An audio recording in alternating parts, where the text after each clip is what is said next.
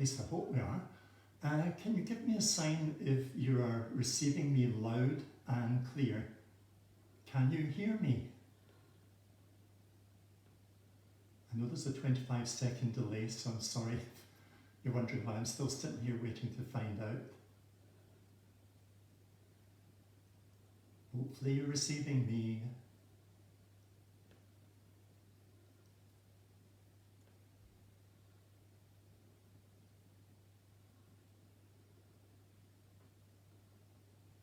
Still waiting on a sign. Okay, yes, we're all systems go. Hi, I'm Ronnie Ford. Welcome to this studio of mine, which is set in beautiful Inverkip village. We're in the Inverkip Marina, right on the River Clyde, in beautiful sunny Scotland today. I'm sure that you would like to say a big thanks to Jazz Chong and her Ode to Art team for this opportunity for me to offer this painting session to cheer us all up during this difficult time. I have been in lockdown for 6 weeks now, so it's wonderful to be able to reach out to people all over the world tonight. We're going to tackle one of the most complex aspects of landscape painting, and that is perspective. It's a subject that most teachers want to avoid because it can be very boring if you get into all the mathematics and everything else. But I'm not going to do that to you. I'm hoping to give you a very quick, short introduction to one-point perspective in landscape to give you a start, especially if you're a beginner or an intermediate artist. Most artists know about perspective intuitively, so don't worry. We're not going to call it mathematical theory, just a quick introduction and then a practical demonstration. But first, I'd like to show you something that Ode to Art have planned for this evening, which is very exciting.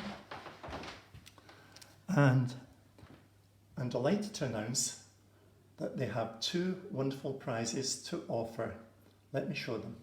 These are 2 of my little treasures, and Ode to Art are awarding them first to the painting which they judge to be their favourite, and the second to the winner of a prize draw for everyone who likes Ode to Art page and shares this live to their profile. Can you see that? And they're actually 3D, as all my paintings are, painted all the way around and done in TextureScape. All right, what I want to do now is I want to start by talking about perspective. I'll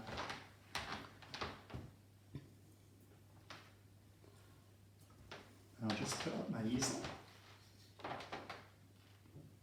Ready for that. And we'll start with a one-point perspective, as most European artists or Western artists work with. And this is a drawing of a famous painting by a Dutch painter of the 17th century called Holbema. And the painting was called Avenue Mid-Harness. And you can see the beautiful trees running into the distance. This little farmhouse also goes towards the distance. The different sizes of things draw you in. And just to show you how the one-point perspective works, it works on a principle that there's one point on the horizon where everything appears to vanish, the vanishing point. And I've got everybody prepared.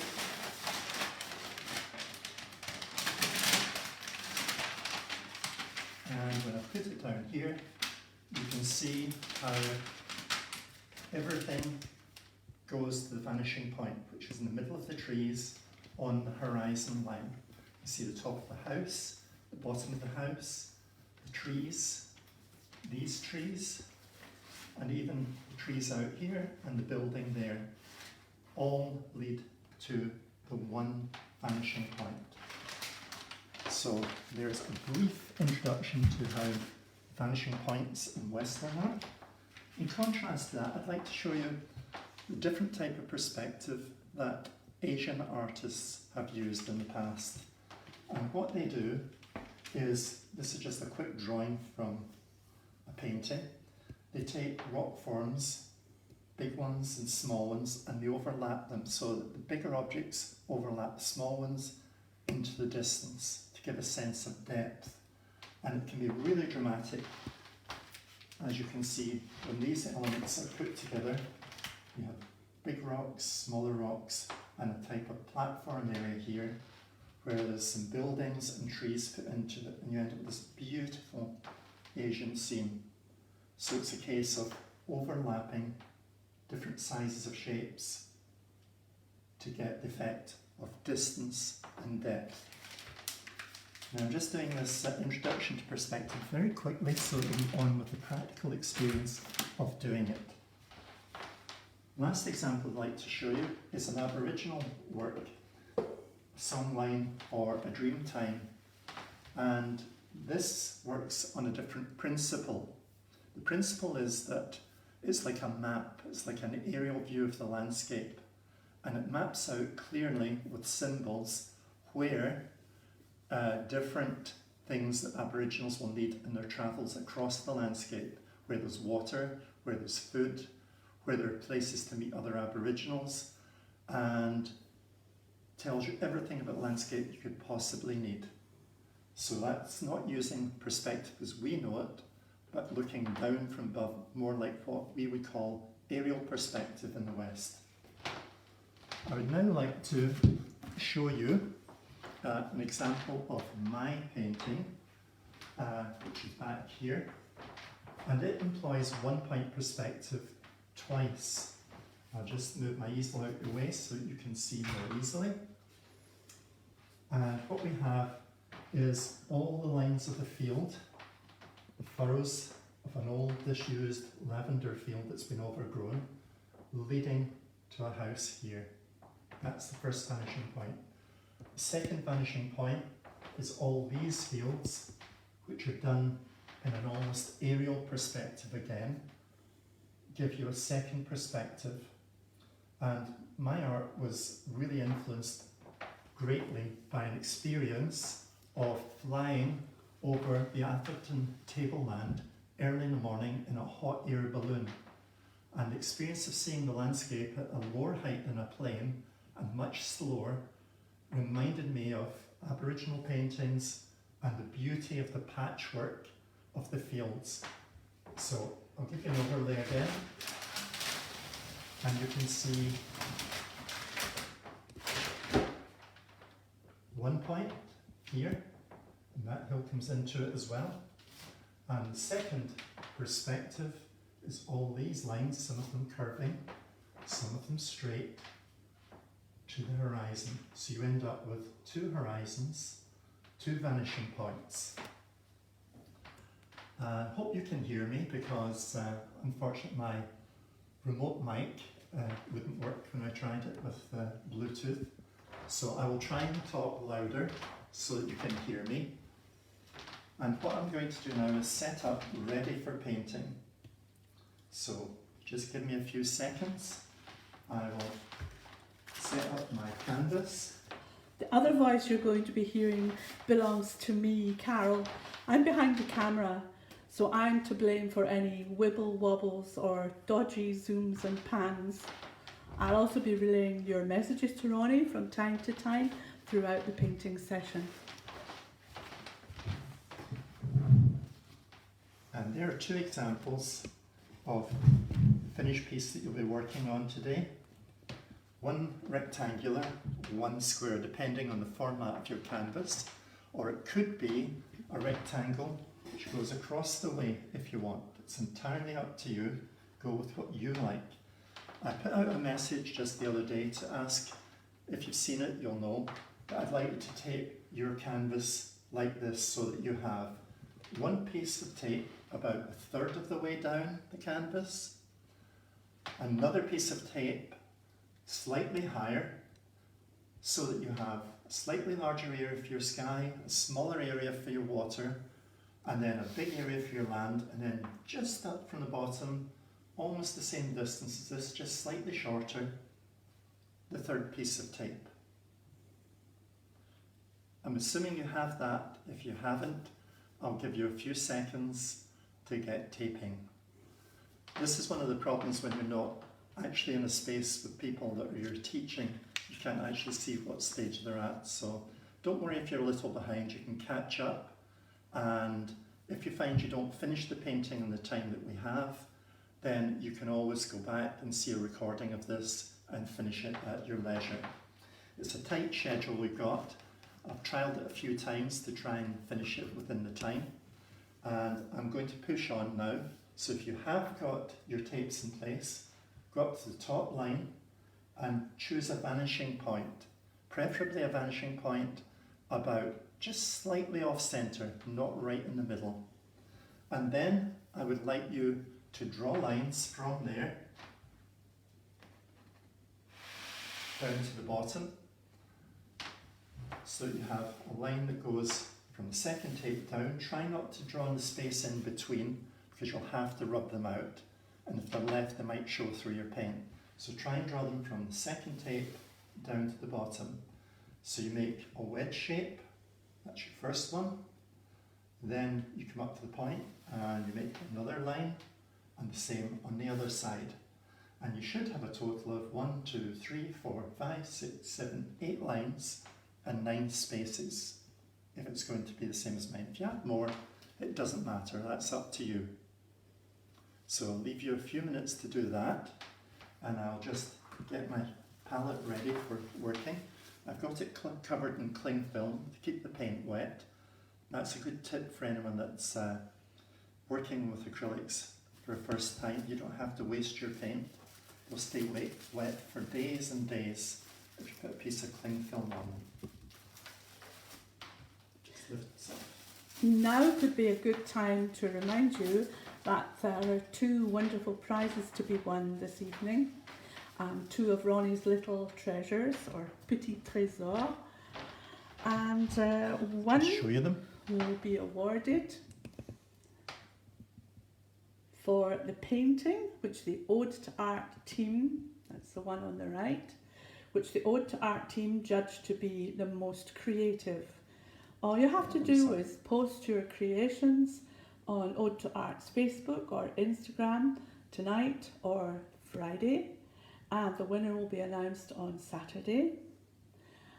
And the second one on the left here, everyone who likes Ode to Art on Facebook and shares this live video on their Facebook profile will be entered into the prize draw to win the second of Ronnie's little treasures. And don't forget to share it publicly. Okay. Right. I presume that everyone has got their lines in. If they haven't, we'll start by painting the sky and the water, and you can finish the lines afterwards.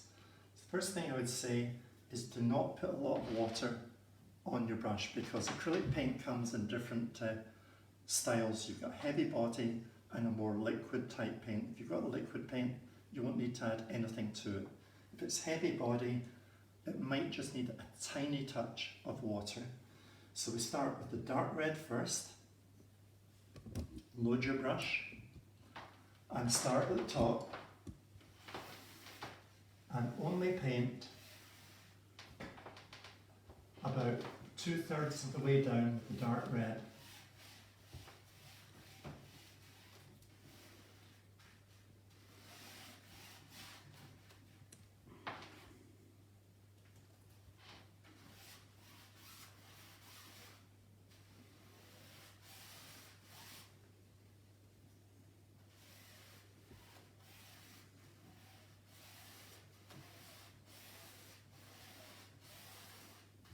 So there you have your dark red in.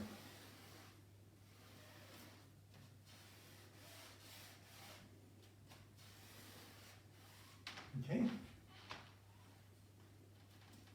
So once you have your dark red in like that, you can clean your brush.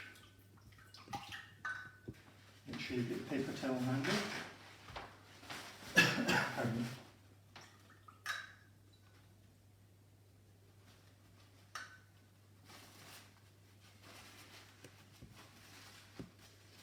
Don't worry if you don't get all the dark red out, because you're going to be mixing the light red with it anyway. So get some light red and paint that across here, right down to the edge of the tape. And at this point, just move it up onto the dark red. Just blend it in. And that will give your sky a nice glow. Like that. So what you're actually doing is you're blending the colours together and making a transition from light to dark quickly and easily.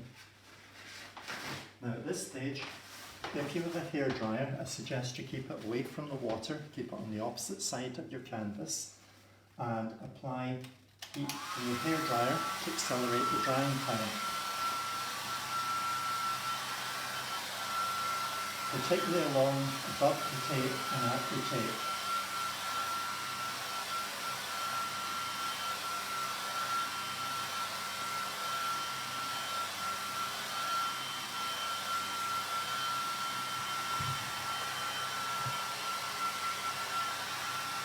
I hope you can hear me above the hairdryer, but I'd just like to tell Ronnie that we have Nancy from Florida, Oh, hi Nancy. Karen from Hong Kong, Vera Hi, from Karen. Hong Kong, And Vera. and many, many of your friends in Singapore. That's great. Thank you all for looking in. Hope you enjoy this demonstration. Just check. Sun's drying up. Nancy's admiring your brush cleaning bowl.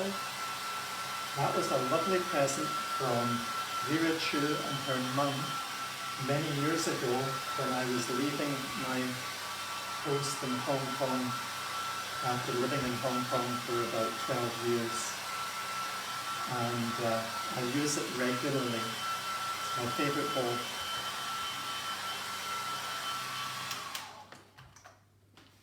Right, you can feel it's dry, it doesn't stick to your fingers. And if it's totally dry, then it's ready for taking the tape off. It'll be kind enough to come off. And that gives you a horizon line. Don't worry if there are little bits of roughness on it. But what you need to do now is when you put the tape on, just leave a little bit of the red showing below the tape so that the paint below overlaps. And that way you end up with a nice, strong, firm line. Just a tiny bit, not much. It's probably less than 1 millimetre.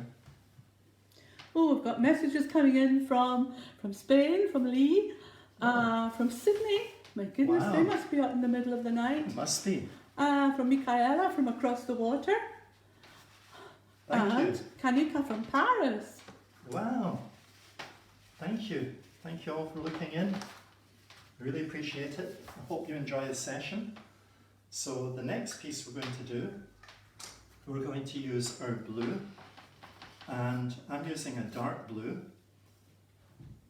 And we just paint straight across here and do much the same as we did up above. But this time, only use your dark blue about a third or a quarter of the way. A quarter would be better. Oops, disaster just happened. These things happen when you're in a rush. Disasters always happen, but you know, you can get through them. As you can see, I put it on my test piece that I did, flicked off. So if you have an accident with paint, I'll show you how to fix it. We've got paint all over our house. Nothing new. I've got a wardrobe of painted clothes. Anyway, you see two things here that we're fixing, so I'll do them quickly. There's a message from your beautiful niece in Switzerland saying, so proud of you, best uncle ever. Well, I've got the best niece ever. I love her to bits. She's an amazing girl. She's a talented painter as well. Every time I'm with her, we paint together. The last little bit I need to fix is a bit that's going on in the sky. It just is a bit too fluid to paint.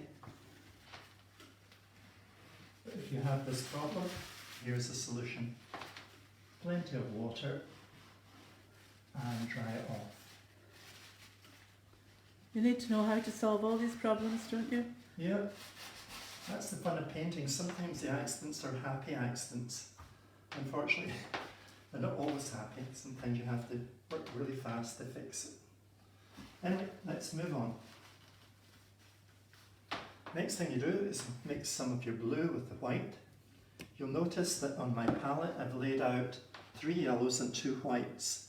That's because I'm going to use 2 of the yellows to mix greens. Can you tilt it a little bit, Ronnie, just? Sure.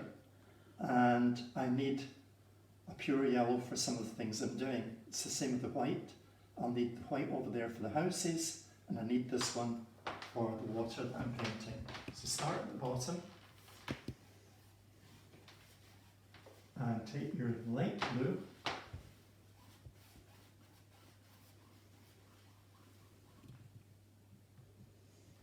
and paint up towards your dark blue like we did with the reds, light to dark.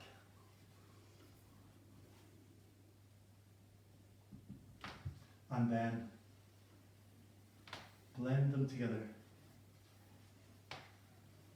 Can you stand back a little bit, Ronnie? Sure, I'm sorry. Forgetting that I'm blocking your view. I'm just getting involved in the painting. That's what happens. So there we have it. You're getting a blending effect there. A lovely blue in between. Add some more light blue down below. Smooth it out. And there you have the effect that I want. And the reason I'm using dark blue in the distance is that the water gets deeper the further away you go, and it gets darker. So it's a good way of giving depth to your perspective scheme. Okay? So now that we've got the sky in, we're going to have to dry the water again. Sorry about the hairdryer. I'll just do it again.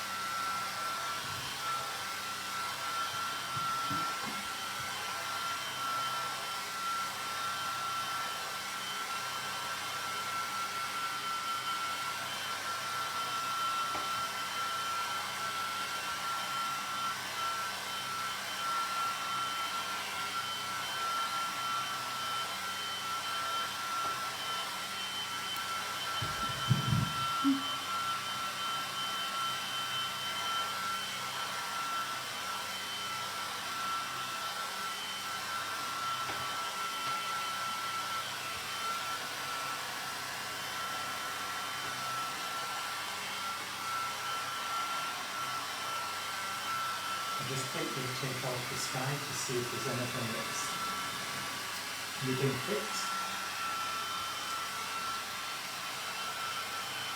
This looks like a little cloud in the sky. Yeah, I'll just leave it. Happy accident. Little cloud we got in the sky that we didn't expect, but that's life. I could have painted over it again, you wouldn't see it, but I quite like it, I'll just leave it. Yeah. Okay, some people are having need a little more time to kind of catch up, Ronnie. Okay, that's fine. Could you show us maybe the end result again so that we can see what we're aiming for? What we're aiming for? I will do, I'll just take this tape off. Magic! Nice straight lines this way, that's why we're using the masking tape.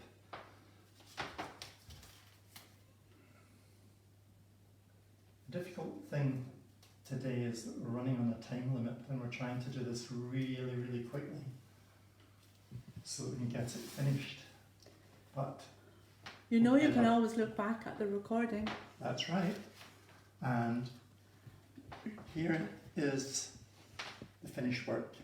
So we've already got the sky, the water, and we're now going to go on to the patchwork and we're going to paint these in. We've drawn in our lines and we're going to divide it like this with these 3 cross lines plus 1 over here, and then we'll start painting in houses, trees and other details to bring the landscape alive.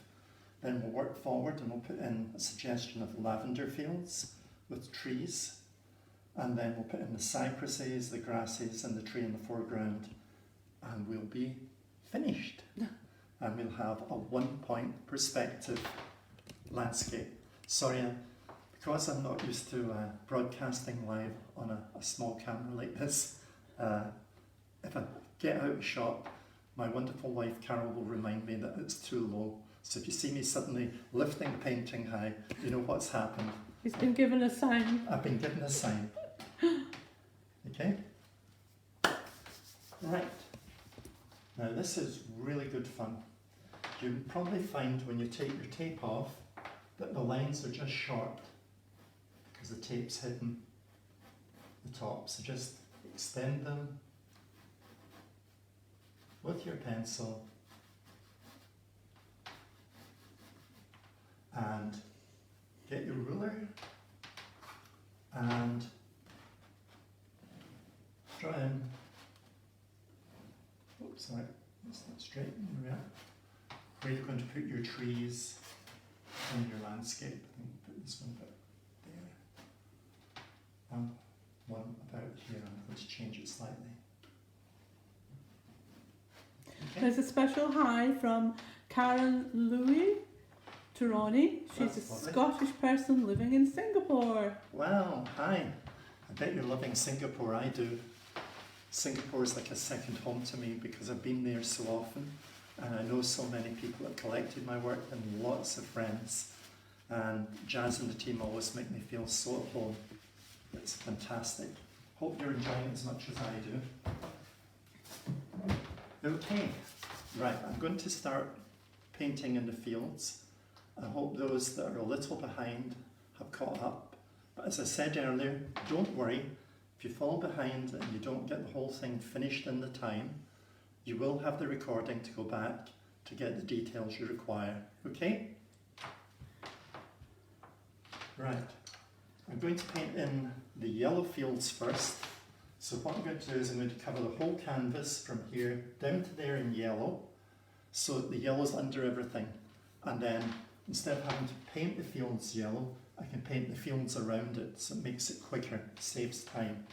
Okay, so if you just... Karen Chan from Hong Kong, who was one of your lovely art students, says she loves your painty fingers. Yeah, can't help it. Get it all over your hands. Yeah. Thanks, Karen. Nice to know you're there. And her daughter Ari's admiring your work as well. Oh, lovely. That's really nice. Okay, I'm going to have to clean this brush, which is going to take a second or two. And we just take the yellow, the pure yellow. Dennis Chen would like to say hello to both of us. Oh, that's lovely. Hi. Thank you.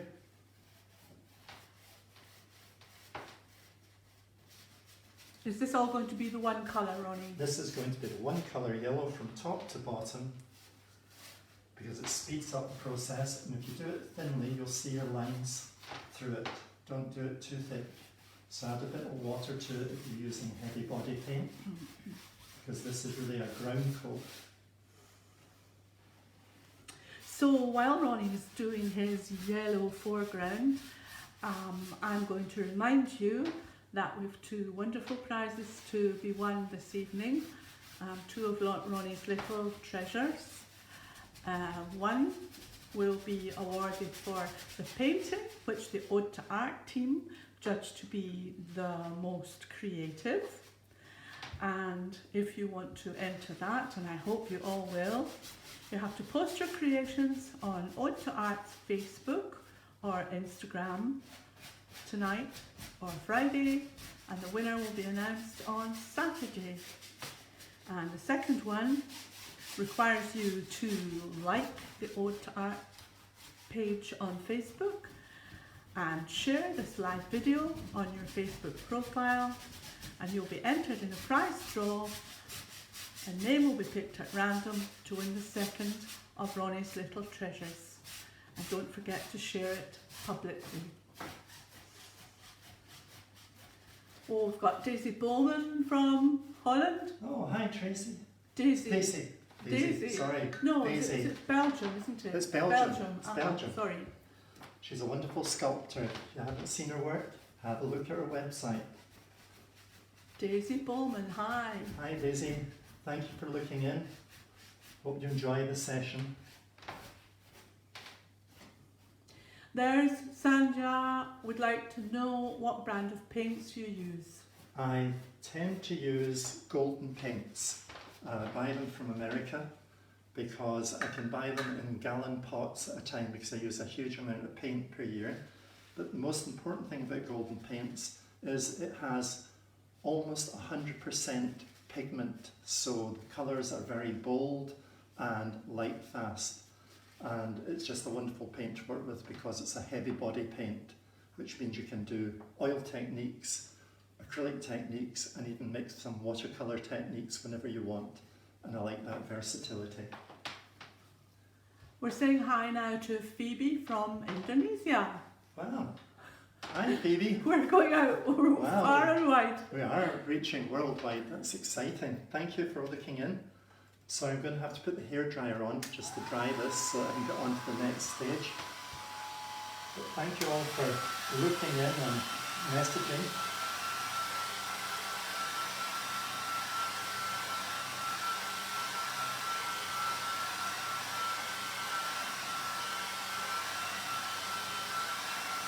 This is the very first time we've done a live broadcast, so hopefully I'm speaking loud enough.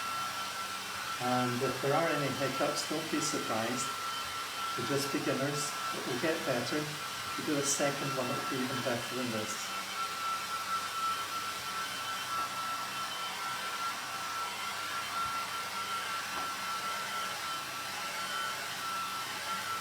Right, I think the tape at the top will be... That's not drying up.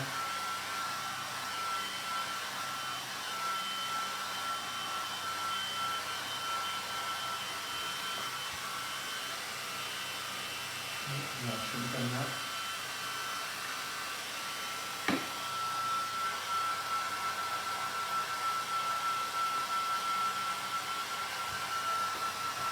Don't rush it. If you rush it, you damage the surface of the paint.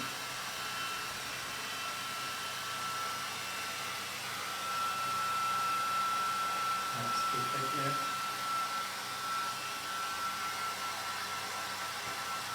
Now Caroline, you're not the only one who needs a hairdresser.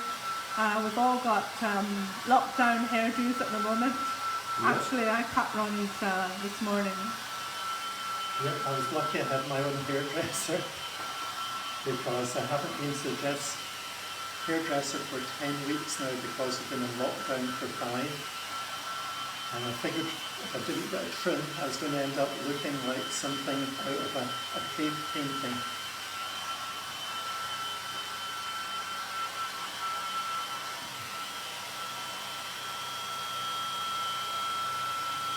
I think, Ronnie, it might be worth mentioning when you finish hair drying that this is not your usual way of painting. No, it certainly is not my usual way of painting because I work with much more layers of paint and different thicknesses and different texturing techniques, and it takes far longer to do than this. I've had to devise a quick way of doing this so that within the time frame I can teach you to paint a one-point perspective and a few principles to give you depth in your painting. So I'm going to push on. Unfortunately, the paint's not drying as fast as I'd like, but I'm going to push on. So I've decided that this is going to be yellow and this is going to be yellow, and there's a line across here where there's green. So I'm going to start with this green area. So I'm going to take a little of the light blue and this yellow and mix a nice light yellowy green, that's that blue, and this yellow. Okay? And what I'm going to do is I'm going to paint along the line here. Just put the brush down, keep the pressure even, and slide it along the line. If it's not a perfect line, don't worry, because we're going to be painting over these edges with hedgerows and trees. Nature's not perfect anyway, is it? Certainly isn't. It's full of surprises. I'll just do this side.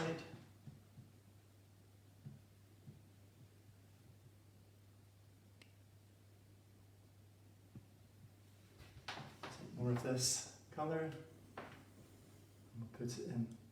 Don't worry about making it smooth. If you want, you can.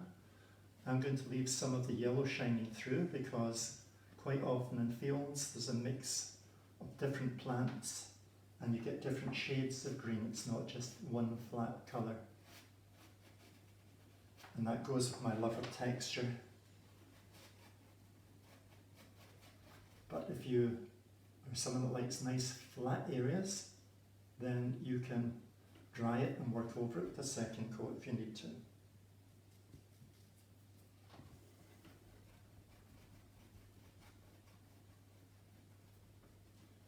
And at the moment I'm actually working wet on wet because the paint isn't quite dry.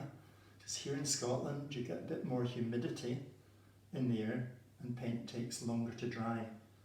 A good example of that is my heavy body paint. Some of the layers can take 2 or 3 days to dry when I'm in Scotland, but if I'm in Florida, where I love to be as well, or in the Far East, the heat dries the paint in minutes, so I can work much faster there. So there's a green field there. I'm also going to have a green field over here, a different colour. So if I take the blue and yellow again, and mix a slightly different shade, I can paint in the field here while I'm Could you just show us what blue and yellow you used, Ronnie, please? Sorry. Because I didn't get the camera angle right. No, my fault. I'm using this blue and putting more blue into this yellowy green to make it slightly darker.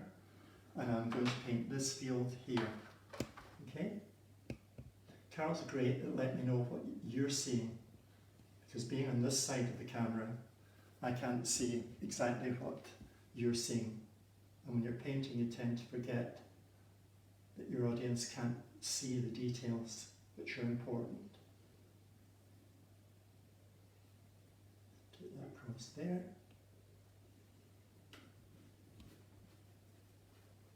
And paint this field in.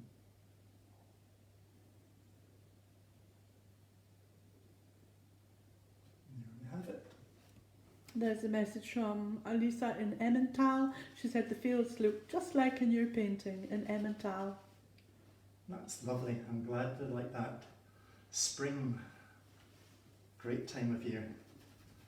It's one of my favourite times.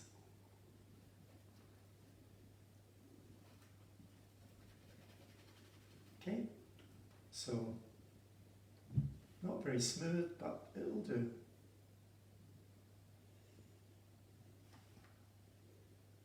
Just going to pan around to the finished painting again so you can...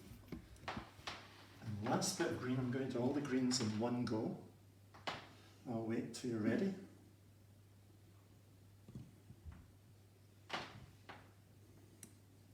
I see where it's going to go. Right. On the right hand side. I'm going to paint a big field here.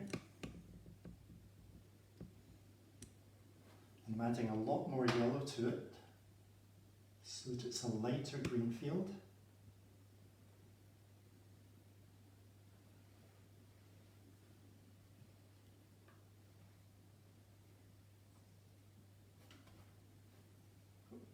So spill, just dry that up so it doesn't dry.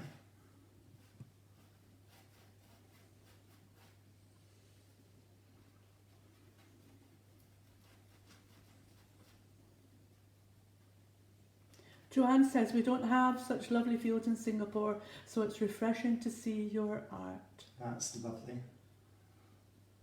I tend to paint subjects and areas in a way that captures the spirit of things I've seen.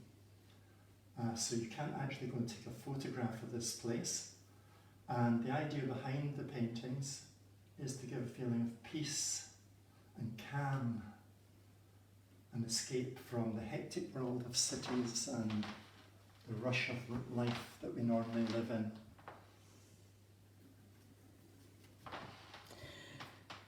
Sarah says she wishes she could go swimming in your ocean there. Oh yeah, wouldn't we all? It looks rather inviting. I mean, it's one of the sad things at the moment, we're all locked in. Because here in Scotland just now, it's so beautiful out there. We've got the beach just 10 minutes walk from my studio. But if there are people walking there, we can't go there because Carol and I are unfortunately in the group of vulnerables because we're over 60 and have underlying health issues that would put us at extreme risk. So we're okay with it. We get on with it. I didn't actually catch the name, but somebody said you seem to have observed a lot from nature. I have. Everywhere I go, I love to sit and look at nature. I've been doing it since I was probably as young as I can think of, when we lived in Africa when I was a child till the present. And I've been painting for approximately 50 years now. And I taught art for 30 years at that time, as well as pursuing my art career. So I'm now taking the pure orange, I haven't watered it, and I'm painting this. I haven't mixed it with anything. And again, if you get a little rough edge, don't worry about it, we'll tidy it up later. Cecilia wants to know where we're going to travel to when COVID is over. Oh, that's easy. I think we'll want to go to France, which is near, because at the moment I'm longing for sitting in a French cafe by the beach or by the roadside, having croissants and French coffee and listening to people and watching the world go by and exploring the French landscape. But next to that, I think it would be Singapore without a doubt. Yay! Because Singapore is one of my favourite places to be. If you're going to a city, there are only 2 cities in the world that I would recommend. Singapore first, and then Hong Kong. They're both equally good.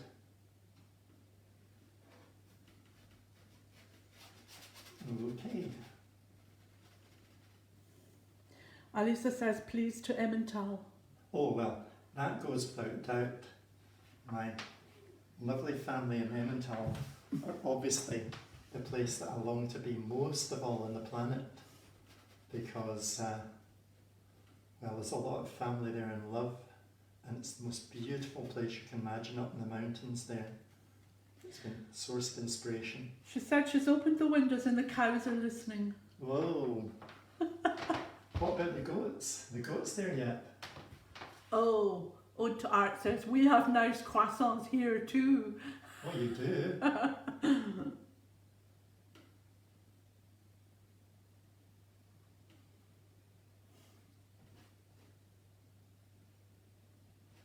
Okay, so you fill in your field with that orange.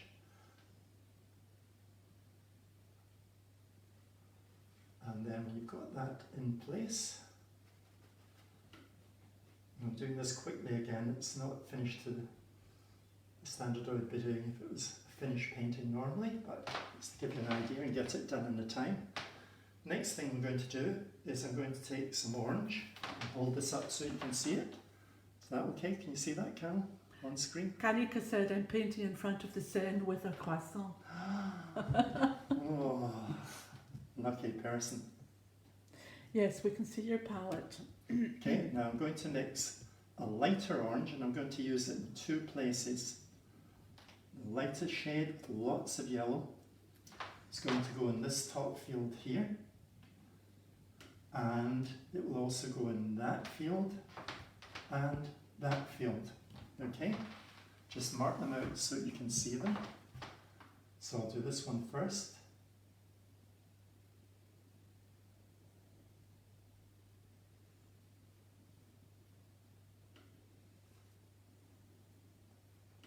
This is quite difficult actually because I need to nip round that side because I like to see the line that I'm painting. So I'll go around this side, can you still see? Not so good. No, not so good. Okay, I'll just run. It's not you, that's the light. Okay, sorry about that. I'll just run that down there, come around this side again. And straight across there.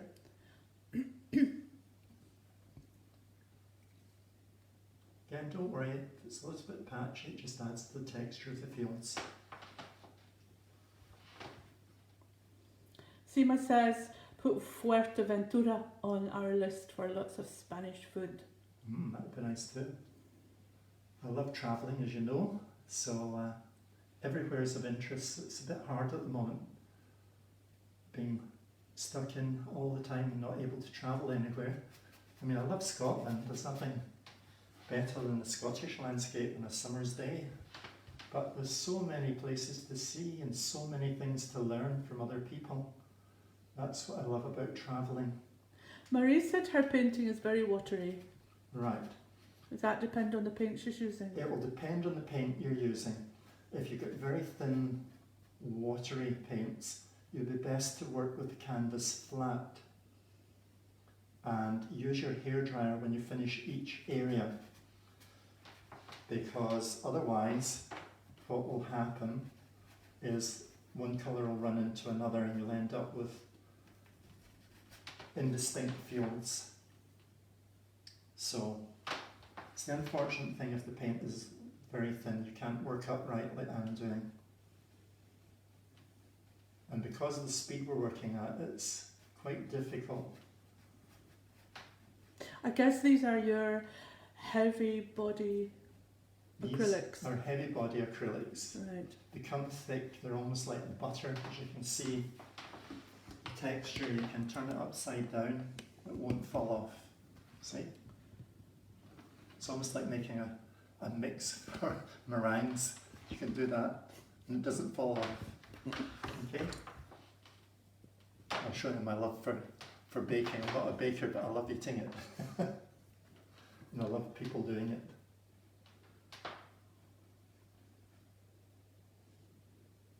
I'm actually very lucky, we're both very lucky. Carl's a great cook and pretty good at baking. But we've got a neighbour now who was in MasterChef, Karen, and she's magic. So she very kindly shares her creations with us from time to time. So I'm lucky to have two wonderful cooks that feed me all the time. So I wonder I'm not a lot heavier in weight than I am. Because that's another passion I have in life, is good food. Don't forget to enter our two competitions for the two wonderful prizes of Ronnie's Little Treasures, our Petit Trésor. To do that, you have to send your painting, put your creation to Ode to Art's Facebook or Instagram, not your painting but your image of your painting, yeah. Tonight or Friday, and the winner will be announced on Saturday. And everyone who likes Ode to Art page on Facebook and shares this live video on their Facebook profile will be entered into the prize draw to win the second of Ronnie's Little Treasures. Right, so we now have the light colours in, and I'm going to put the dark colours in now. Okay, so I'm going to use a darker mix of orange.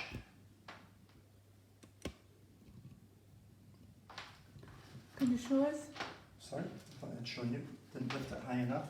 So take some more orange, put it on there, mix the batch. The great thing about this is you didn't have to clean your brush again, because it's all shades of orange and you're working from light to dark. So that's the yellow one, so it's this one. Make sure you've got the right field.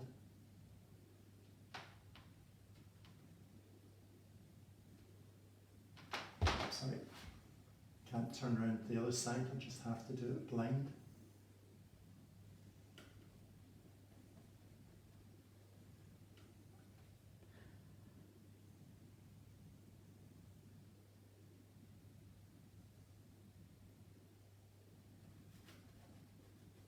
And there we have the darker field there.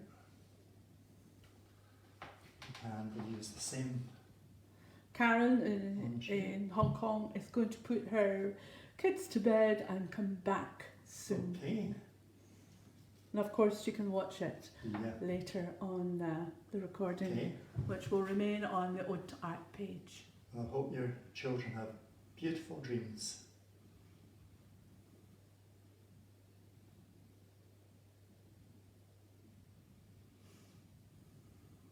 Vera says, Vera is one of Ronnie's, well, both of us taught Vera in Hong Kong.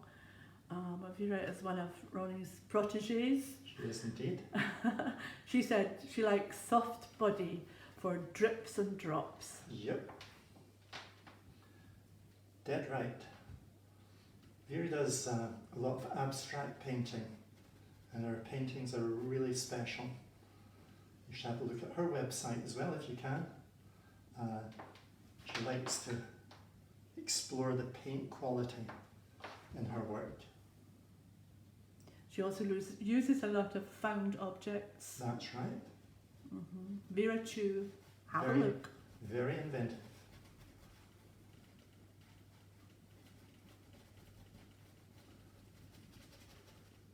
Another ex-student of mine was looking at, several of them, doing wonderful things in Asia. One of them is Jonathan J. Lee. He's the most amazing illustrator you'll find anywhere. He's just an amazingly talented young man. His use of perspective is superb. So if you want to see perspective used to its limits, go see Jonathan J. Lee's website. Definitely worth looking at, okay? I'd also like to mention Charlie Chung.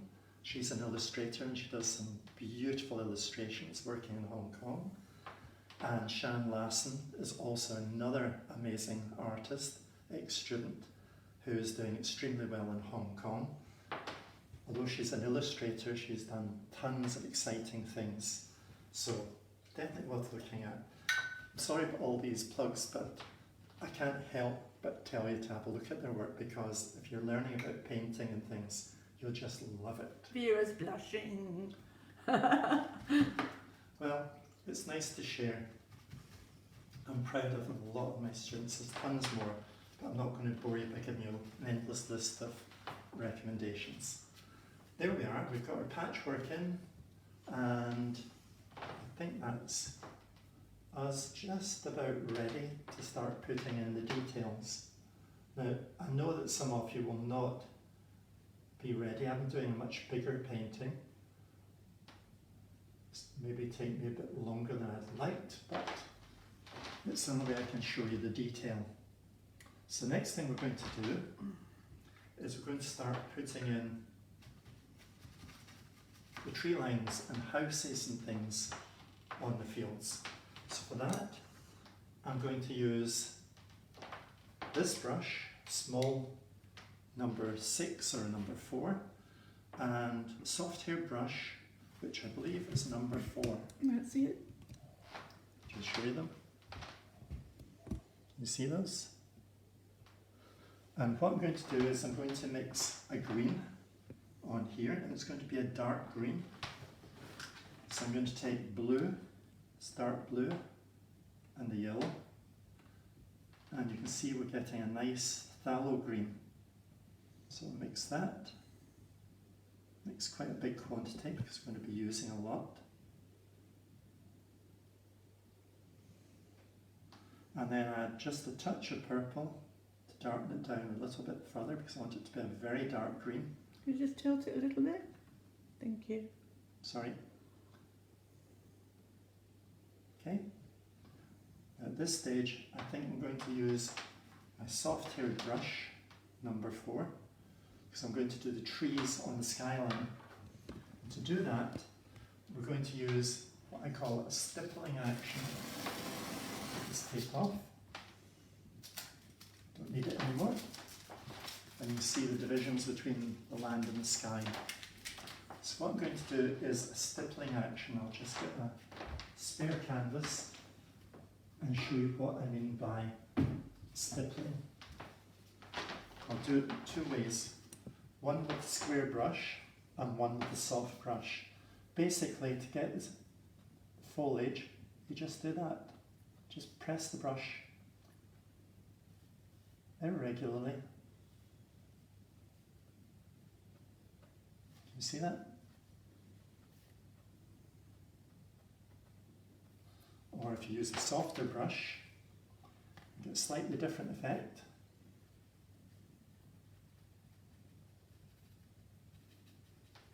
So these are going to be your Trees against the trees sea. against The sea. the sea.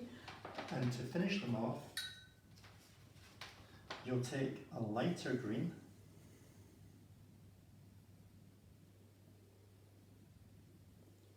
and you'll just, it's a bit too wet still, but I'll try and do it. Put it on one side.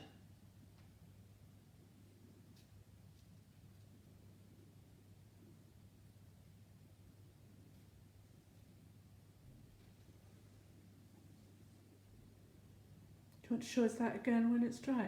I will. And then So that's stippling. that's stippling. Do you think at this point people could be a bit creative individually Yes, of course. and maybe put their trees? Just Oh, I painting see. your tree trunks. Okay, sorry. So leave gaps between the land and the sea. And you can just put in different types of tree trunks.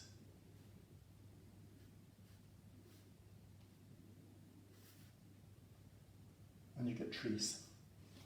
Okay? You see that? Sorry, I'm holding it too high. Bring it a little bit closer so you can see the detail. Okay, now I'm going to do that along here. Just going to use my dark green and I'm just going to stipple in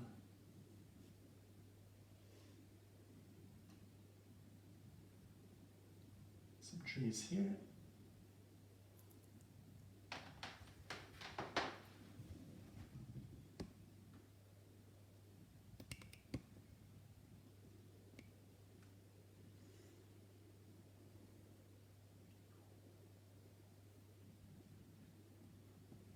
Some there.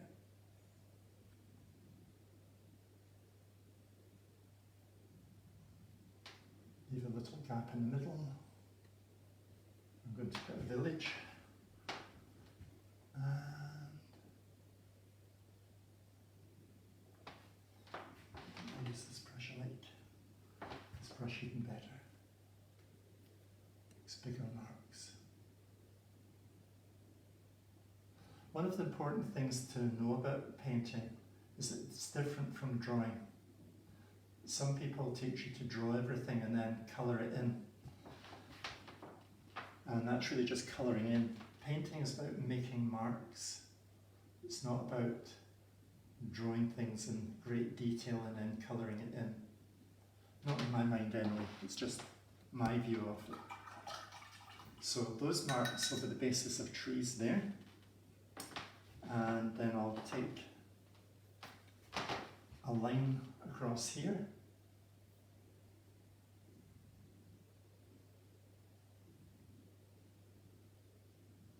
Break it. Same down here. Very steady hand, Marcus says. Well, that's kind of them to say so. And then here we're going to put a tree in just to break up the height. So just stipple the shape. And Sorry, I just missed the name, but someone asked, it's just gone off the screen, do you find yourself painting a lot more during this period? Yes, I find it takes my mind off all the bad news and all the other things. I don't even bother watching the news most days because they're not going to tell me anything that we don't already know that we should be doing. And I'm staying indoors, doing everything I can, as many people are, following the instructions being given. But in the meantime, it's important to do things like painting, listening to music, watching movies, doing some gardening, doing all the positive things that improve our environment and our minds and bodies to make us relax. I'm on my 10th 1,000 piece jigsaw. Yep. Carol's Jigsaw nerd. loves jigsaws. It's a great way to pass the time. It does keep your mind off things. Sure does. So these are like hedgerows going in now? Yep. So trees and hedgerows, big bushes, just to split the areas between fields, because that's what nature does. Grass grows, hedges grow between different areas. If you find your paint's wet in some of these areas, when you go to paint underneath, just use your hairdryer to dry it.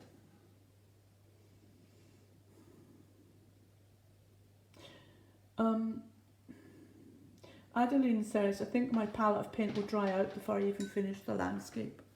If you find that the temperature that you're working in is drying your paint, just get a piece of cling film and cover the colours that you're not using.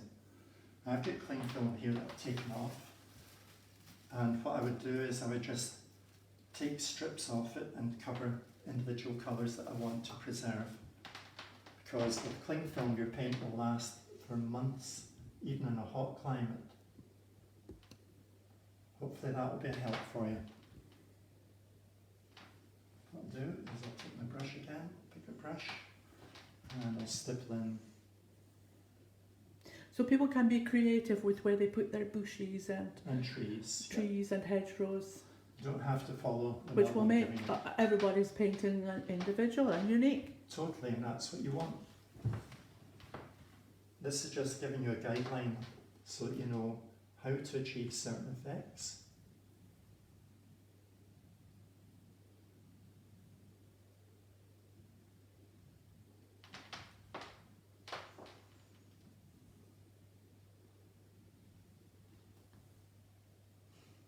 That's 1 hour we've been on air. My goodness. Well, I'm glad. I think we might just finish it in time. Because this is bigger than any of the ones I did in my trials. So you can see the detail. So I'm going to push on. See what happens if you don't dry your area. It's smudgy. It smudges. But don't panic, just paint over it. Grab a bit of paper towel, dry your hands so you don't carry the smudge all over your canvas. And just keep pushing in. Because I've got such a big area to do, most of you will probably be finished your trees and things before I am. That's fine.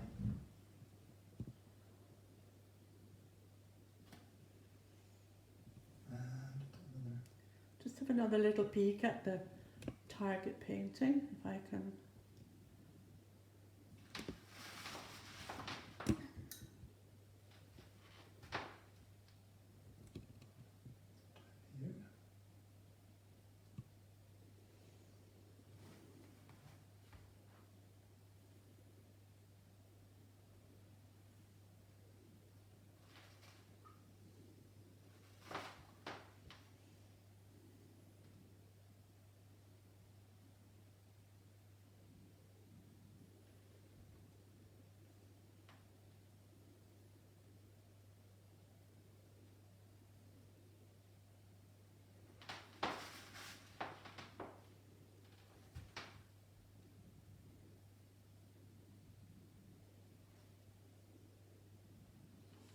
So don't worry about making little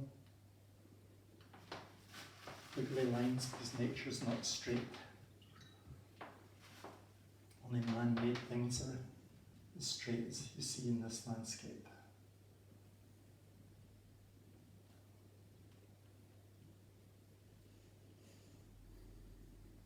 Two cypresses here. My signature trademark, two cypresses. One tall, one small. Tall one's me, small one's Carol. Just the height difference. Size doesn't matter. Carol's got the biggest heart you can imagine in the world. One of the kindest people you'll ever meet. Now I'm blushing. Oh, I'm sorry, I don't mean to embarrass you, but it's true. People that know you will know that. Let me remind you about the two prizes once more. First of all, if you like the Ode to Art page on Facebook and share this live video on your Facebook profile, you'll be entered into a prize draw to win one of Ronnie's little treasures. Don't forget to share it publicly. And another prize of another of Ronnie's little treasures will be awarded for the painting which the Ode to Art team will judge to be the most creative. You have to post images of your creations on Facebook, Ode to Art's Facebook page, or on Ode to Art Instagram. That's hashtag Ode to Art. Tonight, if you're finished, or tomorrow, if you need more time. And the winner will be announced on Saturday. Good luck, everybody. Okay. Right, now I've got the basic bits in, just one more line up at the top here. Dennis says, I do mostly sketches with fountain pen. Ah. I hope you're able to sketch along with us.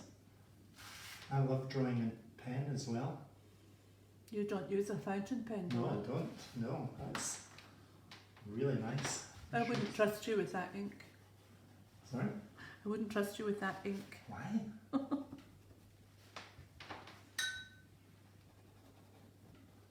Here's a carry paint on my hand. Messed up. Don't usually do things like this, but because it's a demo, and thinking about rushing time, these things happen. Can't see it from here. Doesn't matter, I can see it. So I'm just going to fix it if I can.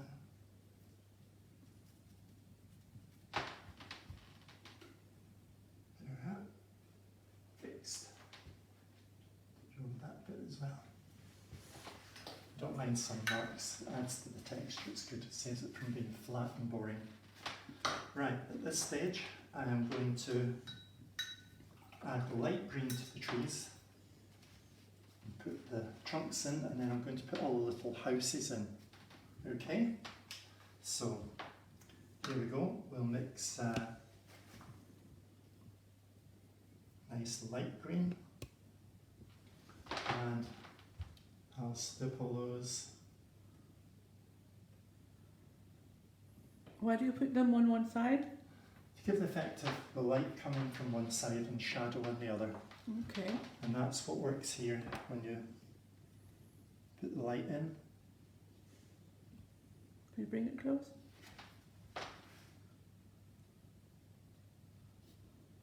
So the light's coming from the left. Yep. Okay. So that's just what I'm going to try and do here. Try and get these trees to take shape.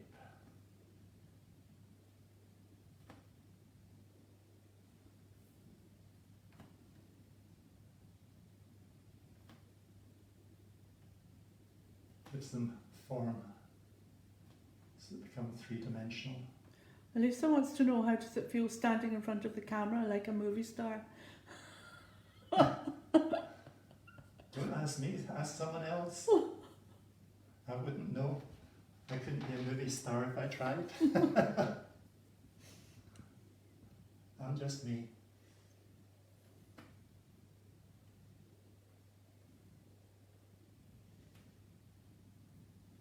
Okay, so there we are. Do the same with these trees. Light yellow on one side, yellow green. Give them some form.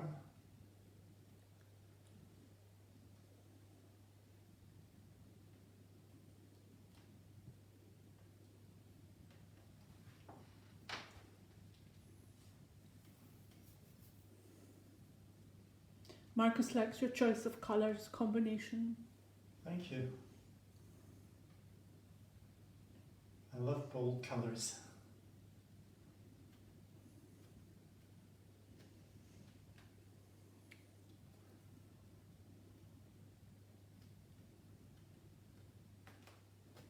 Oh, to Art says you seem very comfortable in front of the camera. I think that's because you're doing what you love.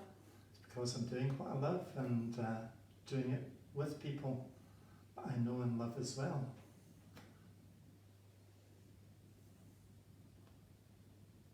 People have been very kind and generous to me and made me feel very at home wherever I've been.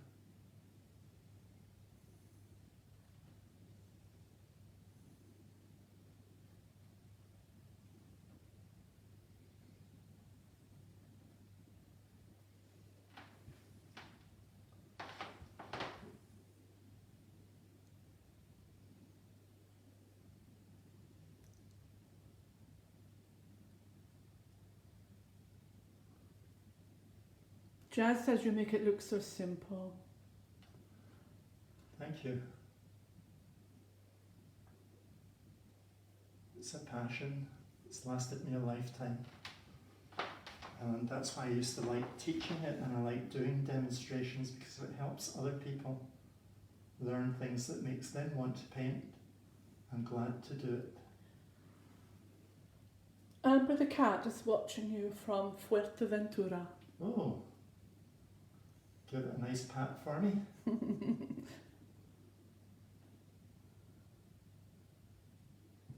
Maybe someday we'll get to see the cat in real life once all this business is finished. This nonsense. Let's clean that off. That's a little trick for you if you overrun an area with paint. If you use a wet brush, preferably with clean water, you can push the paint off, dry your brush with your fingers, take the excess water off, and you'll never know that you had paint in the wrong place. Good trick. After 50 years of painting, I've got a lot of tricks to teach, and the sad thing is that not everyone's willing to share their tricks. It's one of the great experiences I had of meeting up with a group of artists in Florida, is that Floridian artists in Fort Myers, David Acevedo and friends, run a fantastic art cooperative, and they all share techniques and skills openly, and I love being part of their community whenever I get the chance to be there, because they're really unusual artists in that respect. They're not going, oh, it's my secret, I'm not telling you. They're openly out there saying, hey, do you want to know how to do that? I know how. And we share ideas and exhibit, and it's wonderful. It should happen more. There's no secrets. We all have our own way of doing things and respect that and learn from each other. Okay, I think that's enough little highlights. Next thing I'm going to do is put in some tree trunks to attach the trees to the ground.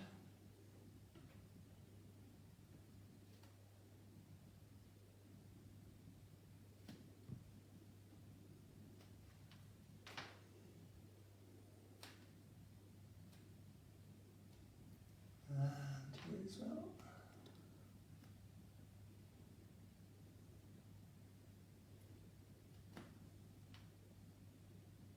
That's a tiny brush, is it? Yes, it's a double nothing brush. It's the smallest, not the smallest, the second smallest brush that you'll probably get in most art shops. And the most expensive. Yeah, unfortunately they're expensive because, Can't believe the price for 2 hairs. yeah, the triple nothing is really good for doing tree trunks and tiny little details. Has it only got 1 hair? It looks like that. It's got a lot of hairs, but it just looks like one. It's so finely shaped and trimmed. Okay, I think we're almost got all the tree trunks in. If you haven't, just follow on at your pace. They're so tiny I can't really get far enough in to see them.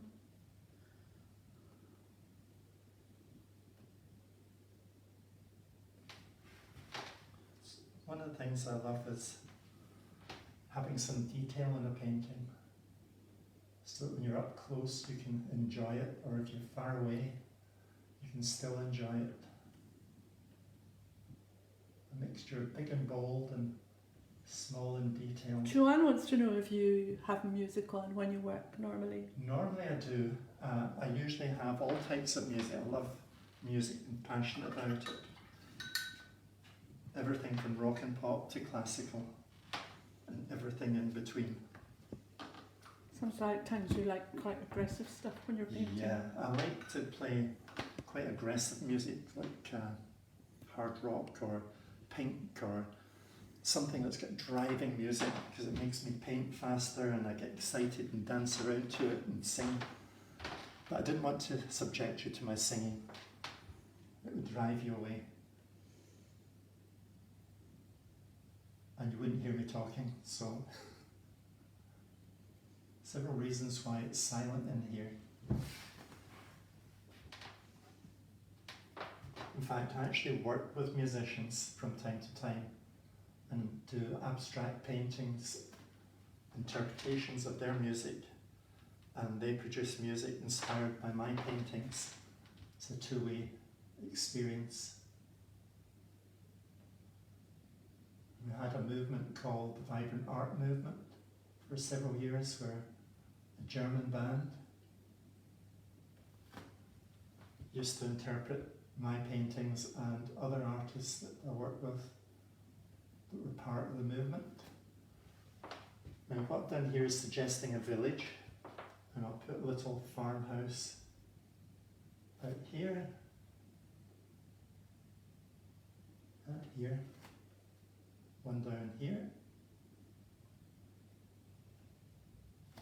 Just need a bit more white paint. And you'll notice in my paintings I paint shapes of farmhouses.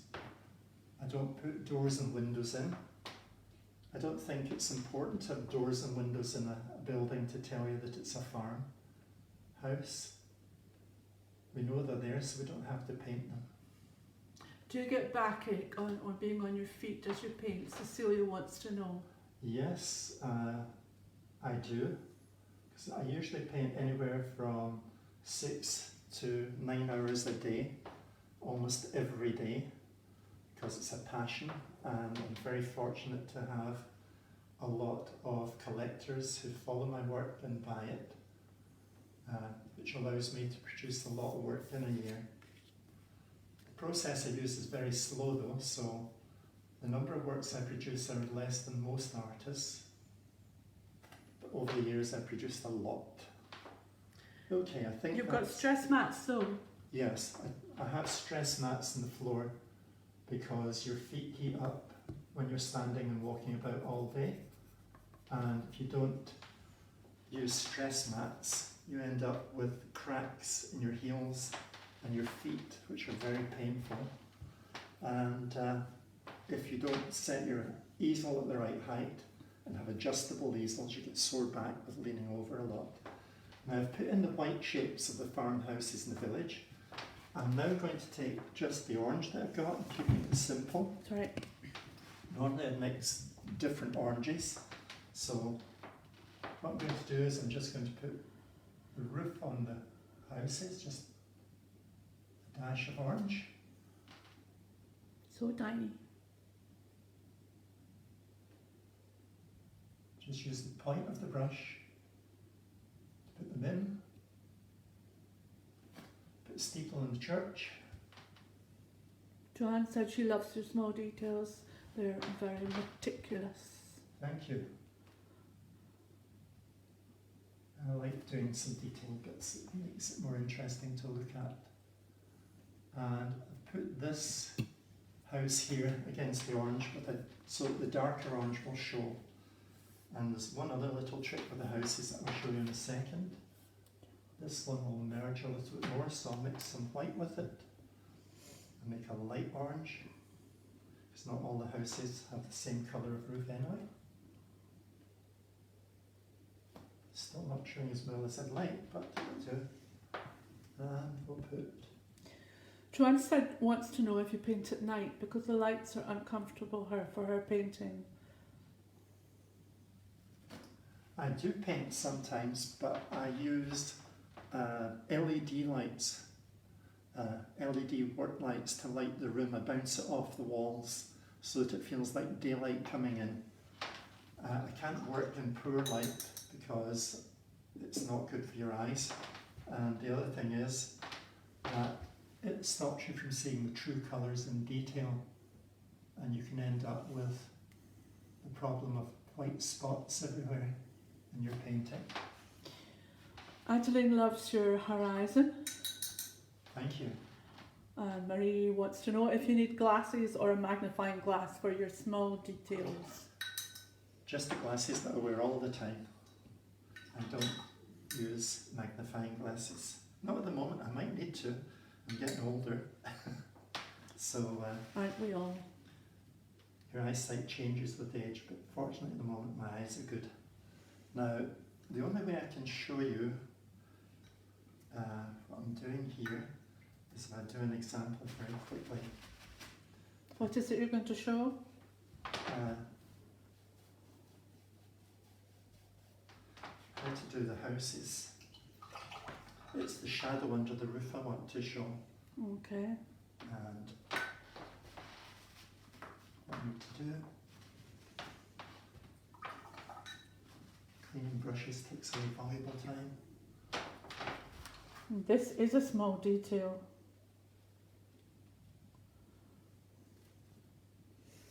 Are you going to hold it up? I am. Yes, It's wet on wet. Right. So I'm going to give it a red roof instead of orange.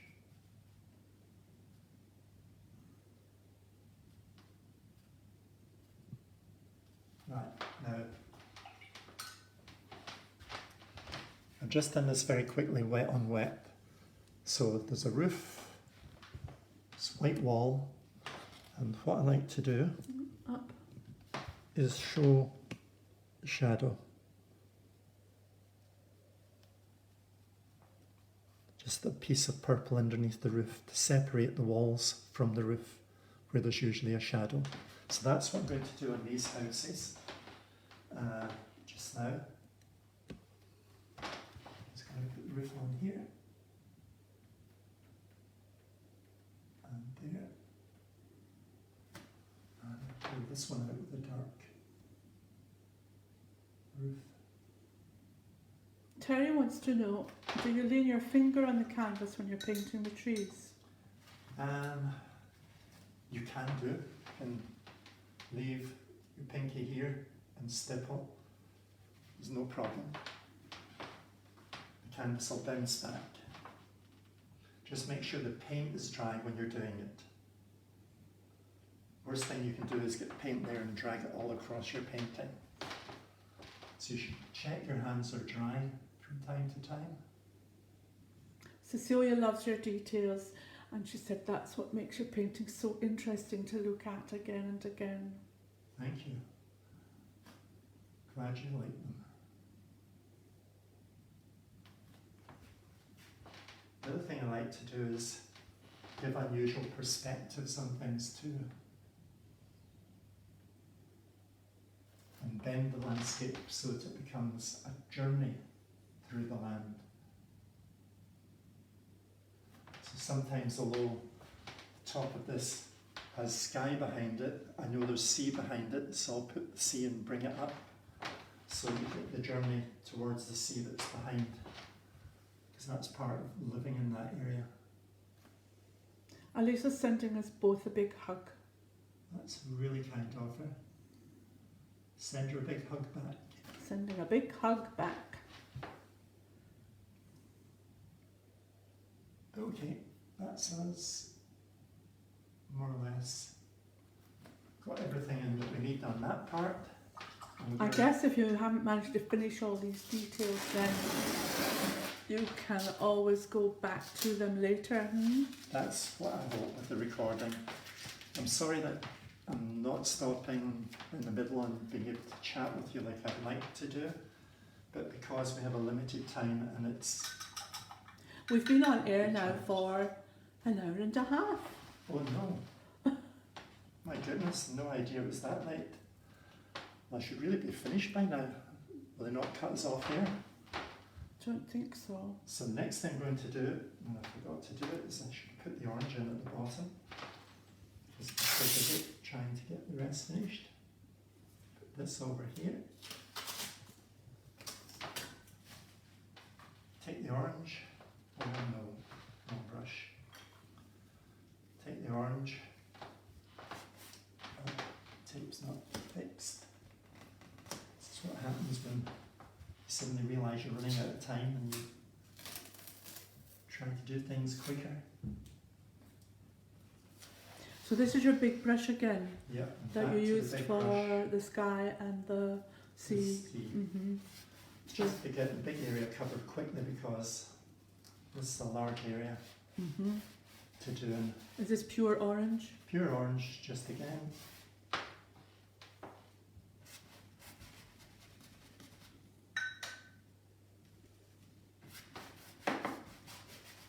Picked up some colour, but I'm not worried.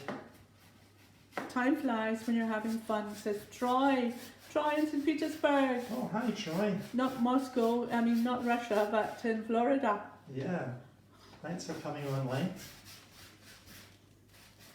And you're right, time flies when you're having fun. It feels like I've been here for 5 minutes, not an hour and a half. And I don't mind these darker bits coming in, it'll just break up the boredom of a flat area. Cecilia said, we're loving every minute, don't stop. Thank you. Right, next thing we're going to do is take the tape off, put the dark purple on.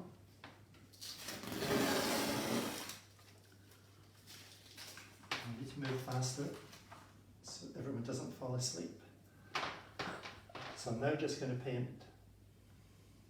Joanne wants to know if she can use a sponge if she doesn't have a big brush. Yep, you can use a sponge, spread paint with a sponge. It'll work just as effectively. In fact, I like using things that are not expected when I paint. I don't always paint with brushes. I use all sorts of things to get textures. Is this a pure purple you're using? Yes, it's just a pure purple to form the underpaint of a lavender field.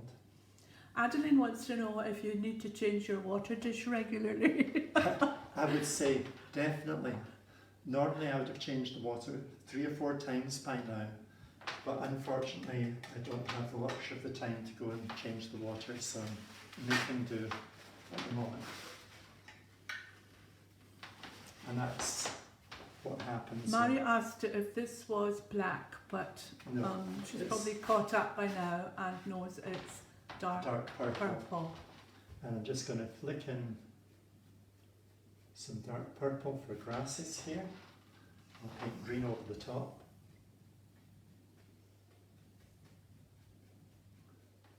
Just doing this while the orange is wet to speed things up.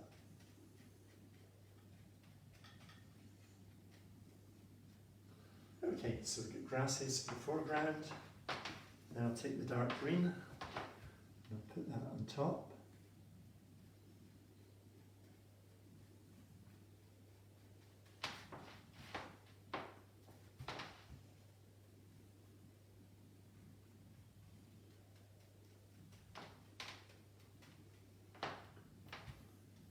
Nicholas would like to know, have you always painted these unique and surreal perspectives, or did you start with a more classical landscape painting, or had you been inspired by an artist or an experience to make these perspectives?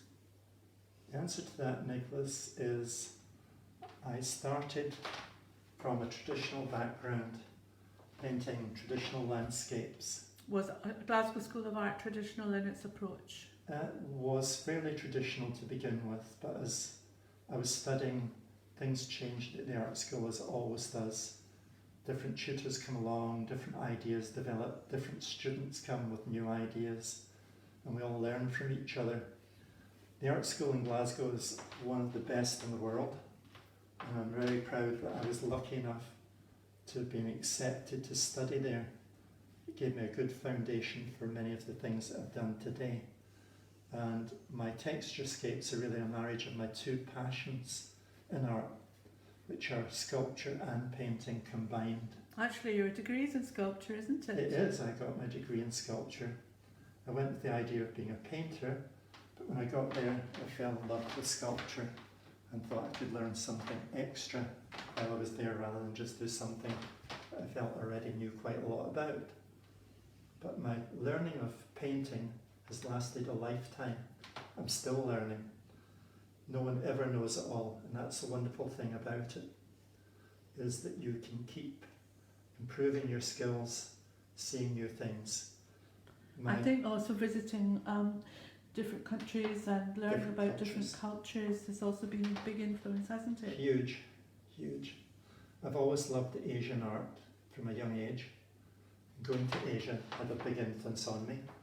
And the other thing that's given me my unusual landscapes, as I say, were things like travelling in a hot air balloon in the Atherton tablelands and studying different types of art all over the world, like Aboriginal art and traditional Chinese art, which are journeys through the landscape, which is something I really love. And I'm going to put light green on this cypress. That wasn't meant to go there.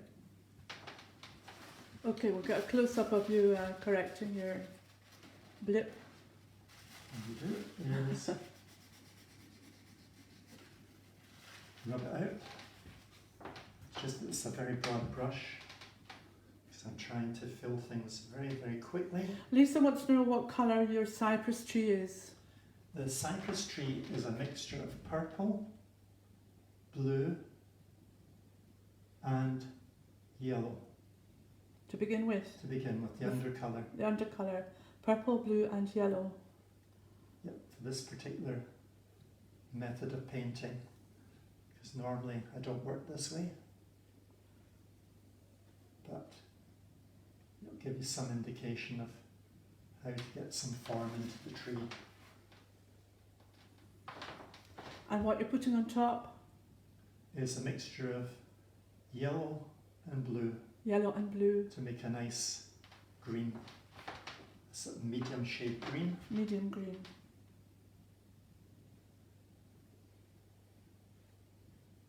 And I'll just take some purple and blue and green, just to put in a few shadows on this side. And last but not least, well, not last, but I'll do another couple of little cypresses in the distance. One here. And I need to do my lavender field now very quickly. So to do the lavender, how long do you think you still need actually? probably 10 minutes if we've got it. Everybody okay to hang on for 10 minutes?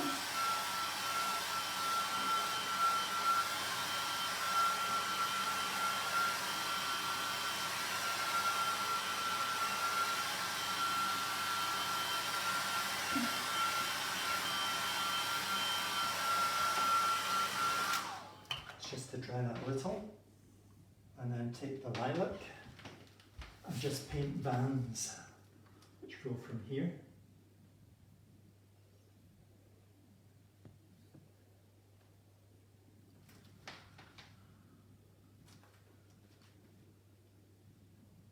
don't have the time that I'd like to go into a lot of the detail. Marie wants to know, why are you mixing blue and yellow to make your green instead of using a green acrylic colour? Well, you can use ready-made greens, but when you mix it, you end up with unusual shades.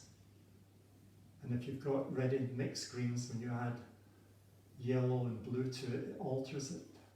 So it makes it more interesting to look at.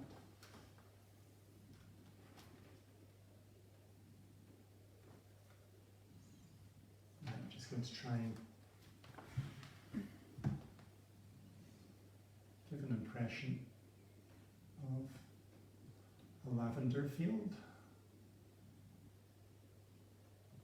by doing that. Okay. Try and get it in here as well.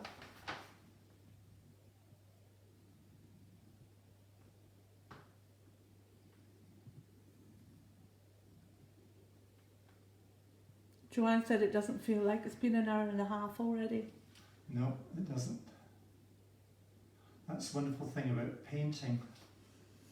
I sometimes spend 5 hours working without stopping, and it feels like I've only been doing it for about 20 minutes. And Carol's calling me for lunch, and I say, yeah, I'll be there in a minute. And she's just about tearing her hair out by the roots because it's like half an hour's passed in what I think is a minute. All my beautiful cooking ruined. Yep, exactly. And it's not fair. So it's a great way to pass time. The other thing I find about painting and art is that it takes your mind off everything. If I mill and I can draw or paint, I can forget a mill, and it makes me feel better much quicker. So it's something worth developing. Now I'm going to paint some trees down here, top of the lavender field.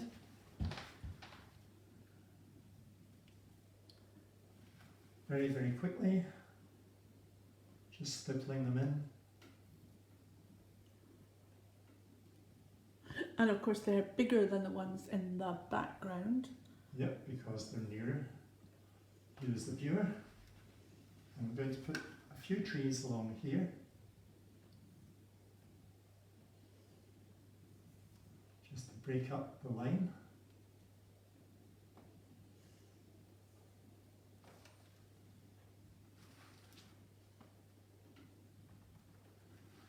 And do the same over here. Little trees getting bigger as they come back. Some of them going below the hill. Nicholas said thank you for answering his question. He wants to know if you'll be covering texture painting in this video. Otherwise, would you mind sharing how you do it? I'm amazed by your trees in the foreground in many of your paintings. Thank you. I'd like to do texturing, but as I said already, it's building of layers and things. It takes a lot more time. And for people who are in the beginner or intermediate level, it's quite complicated. So it would take a number of sessions to actually teach that technique. And of course, I've got to keep a few little things that make my work unique. I told you I don't like keeping secrets, but some of the ways that I work with my textures have been developed over a long time. Meda said she's sorry she has to go on a conference call now, but she said a big thank you for this and she'll catch up to finish her work tomorrow. Okay, thanks Maida for tuning in. Hope you enjoy what you're going to and it's successful for you. And I hope you've enjoyed the session and get your painting finished when you've got time. Look forward to seeing them all. Yep, certainly do. Elisa wants to know if she's got enough colours up on Cow Mountain to do your painting tonight from the colours that we gave her. She should have, yes. Because you're only going to need an orange, a red, a light red, yellow, lilac, and purple. I'm sure you've got them in the kit that I supplied. Blue as well. There's blue here as well. Yeah, I'm sure you've got all those colours. So enjoy it when you do it. Hope this inspires people to want to paint landscape. Don't forget to send images of your completed works, your beautiful creations, to Ode to Art's Facebook or Ode to Art Instagram tonight if you finish, or tomorrow if you need more time. And the winner of one of Ronnie's little treasures, a tiny textured painting, will be announced on Saturday. People who like Ode to Art page and share this live video on their Facebook profile will be entered in the prize draw to win the second of Ronnie's little treasures, and I think that's going to be announced just before we leave, while we're still on air. And that shouldn't be much longer.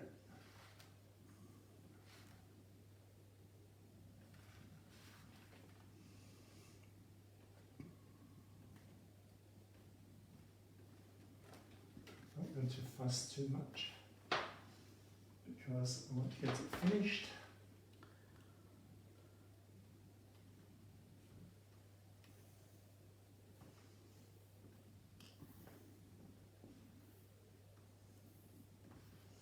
What is it you're doing now? Just putting in tree trunks. And then I'm going to put a shadow underneath. Here's another question for you.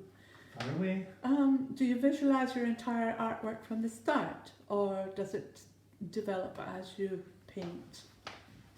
Sometimes I have a picture in my head of the finished product. Other times it just evolves as I'm working. It's intuitive. Sometimes things appear on the canvas in my mind's eye that I hadn't thought about, and I just go for it. Sometimes you work from sketches. Yeah, sometimes I collect a number of sketches. Most of my sketches I do when I'm travelling. I don't always stop and paint what I see. Sometimes I can't because I'm seeing it from the motorway, and I have to paint it from memory when I get where I'm going. Right, here come the final bits. This should finish in about 3 minutes once I get going. Is this something you could use a sponge for? You can use sponges for painting trees. Mm-hmm. And that's something I love to teach people. You can make fantastic paintings of trees with sponges. Just going to put in some shadows. And here.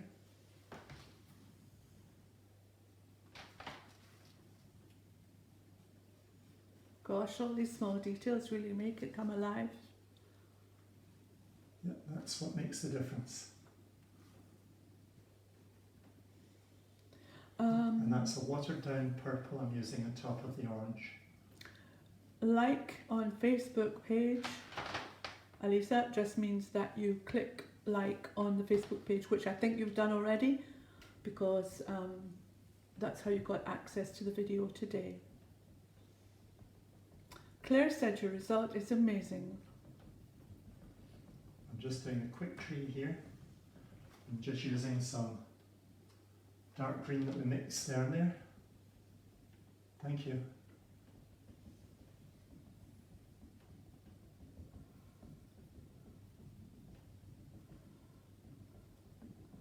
Charlene said take care, stay safe and healthy to both of us, Ronnie and me, Jazz and Ode to Art, and her team and everybody here. She loved your session. Thank you. Right, this is the very end piece. Just Eileen says your trees are amazing. thank you. That's your years of observation, isn't it? I love trees. I grow trees in my garden, particularly Japanese maples, and one of my favourites. And I love cypresses as well, which I'm growing in my garden. And the lavender you see in my paintings, I grow in my garden. Not quite to that extent. No, not you know. to that extent. We A don't few have a little field. pots. As many as I can squeeze into the garden. So here we go. Just very quickly, it's not a perfect tree by any means, but it'll give you an impression of the tree.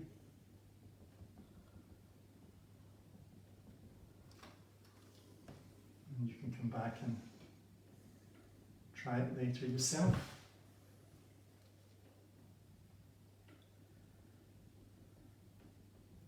And the last thing we need to do is just take a little bit of orange, a little bit of white,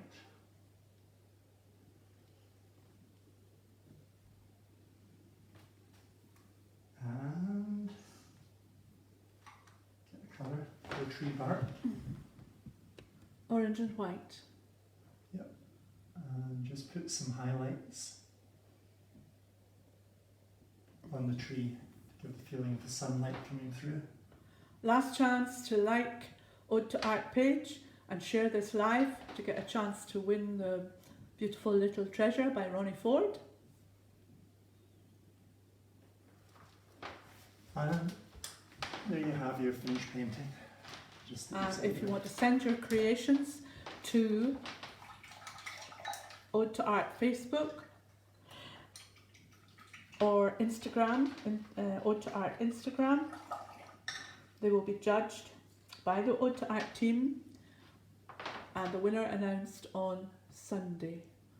Oh, I hope that we get to see them all I too hope so too. in Scotland. And I'd like to thank you all for staying with me on this painting, and I hope that you've enjoyed it and that you've used the recording to finish your painting if you didn't manage it in time. It was a really tight time schedule. I've overrun slightly, I'm sorry about that, but I hope you've enjoyed it as much as I have. And thank you very much for watching this session, and thanks again to Jazz and her team at Ode to Art. I'd like to thank Marie for all her technical advice that she's been giving us. Yes, Maria's a star for thanking us out so much with all the challenging technology. And I'd like to thank the rest of the staff, they're always wonderful. What a great team. We love Ode to Art, Yeah. all of you. But before we go, we've actually got a winner, Ronnie. Oh, Could we you got a hold winner. up that small sunflower painting? Yep, and the winner of this Okay. sunflower The painting, winner is Mr. Dennis Chan Jung Ming. did you hear that? Mr. Dennis Chan Jung Ming has won the little sunflower painting. Congratulations. I hope you get many hours of pleasure from it. Thank you for watching.